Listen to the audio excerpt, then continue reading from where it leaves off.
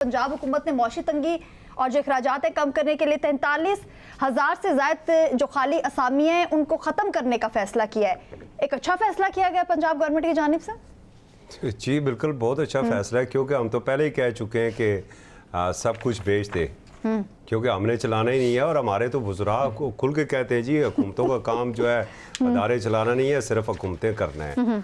ये अलग बात है कि उन्हीं अदारों की 8-8, 10-10 गाड़ियाँ अपने इस्तेमाल में रखने की है और उनके जितने भी बाकी मराहत हैं वो लेनी है। देखिए काशा, ये बड़ी तशवीशनाक बात है और बड़ी संजीदगी की ज़रूरत है इसके ऊपर।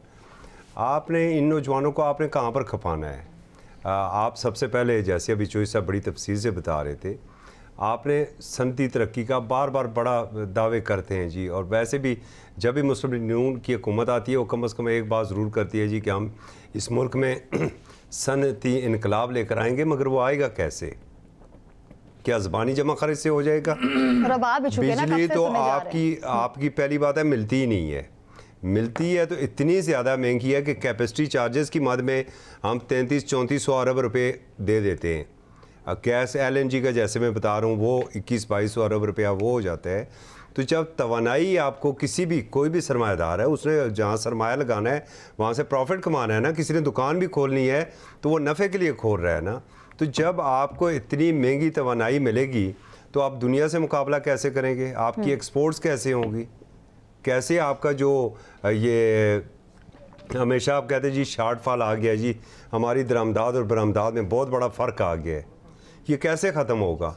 जब तक आप सस्ती एनर्जी नहीं देंगे पहिया नहीं चलेगा सनतों का।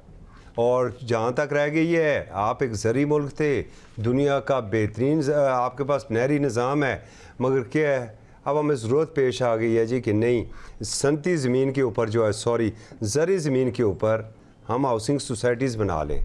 मकानात की बड़ी कमी है पाकिस्तान में। आप इस्लामाबाद के चारों तरफ देखें ना, 80-80 किलोमीटर भी आप चले जाएं, मरी जो पुरफजा मकाम है, आप तो वो भी महफूज नहीं रहा है वहाँ पर।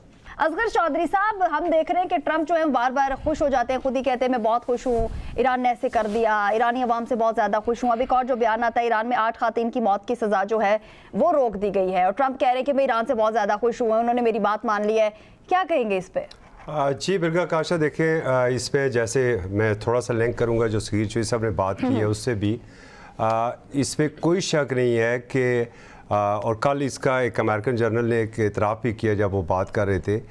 जब परसों हमें ये लग रहा था कि ये डेडलाइन अब ख़त्म हो रही है और ये मामला फिर दोबारा जंग की जानब जाएगा, लेकिन फिर पाकिस्तान ने इंटरवीन किया और वो जंगबंदी में तोसी होगी। उसी रोज़ मॉर्निंग में आप देखें तो प्रेसिडेंट ट्रंप ये कह रहे हैं कि कोई जंगबंदी में तोसी नहीं होगी।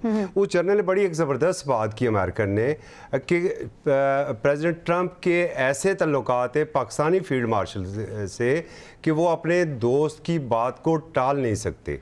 ये एक बड़ा अहम बात है। दूसरी बात यह है कि देखें, हम बात करते तो अक्सर वो तनकीद होती है ना जी कि हम वैसे ही तारीफ़ों के पुल बांध रहे हैं। अब अल्लाह का शुक्र है कि पूरी दुनिया तारीफ़ें कर रही है पाकिस्तान की सारे मामले में, कि पाकिस्तान का जो किरदार है वो एक मिसाली किरदार बन के सामने आया है।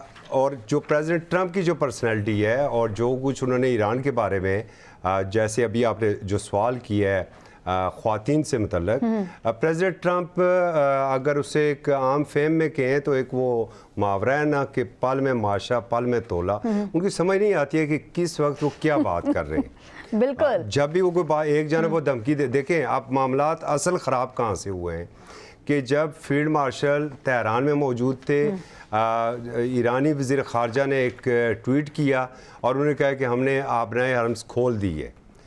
उस वक्त जो उन्होंने रद्द-ए-अमल में प्रेसिडेंट ट्रंप ने जो कहा ना कि हमने मजबूर कर दिया, हम घुटनों के बल उन्हें लेकर आ गए, वो मजबूर हो चुके हैं और देख लें उन्होंने वो खोल दी है। उन्होंने क्या किया, दूसरे दिन फिर बंद कर दी। चलें अगर आप धमकियाँ ही सही तो हम फिर ये भी करके देखते हैं।